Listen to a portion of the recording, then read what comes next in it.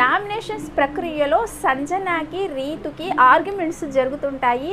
రీతు పైన నువ్వు బాండింగ్స్ పెట్టుకున్నావు, నీ వల్లనే డిమాండ్ పవన్ బయటికి వెళ్ళవలసి వచ్చింది అని సంజన అంటుంది. అప్పుడు రీతు కూడా మీరు కూడా ఒకళ్ళతోటి బాండింగ్ పెట్టుకున్నారని రీతు కూడా గట్టిగా అంటుంది.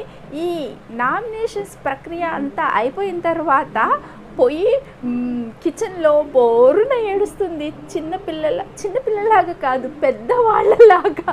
అసలు పెద్దవాళ్ళు ఉంటారు చూడండి ఊళ్ళలో, మాటలు అనుకుంటా, అయ్యో నాకు నేను చెయ్యాలని లేదు అయినా చేశాను అని అలా అంటుంది. నవ్వకూడదు పాపం, ఆమె ఎమోషన్స్ కదా, అలా బయట పెట్టుకుంది రీతు ముందు. అందరూ వచ్చి ఓదార్చారనుకోండి. పాపము సంజన అప్పుడప్పుడు చిన్నపిల్లలాగా ఉంటుంది.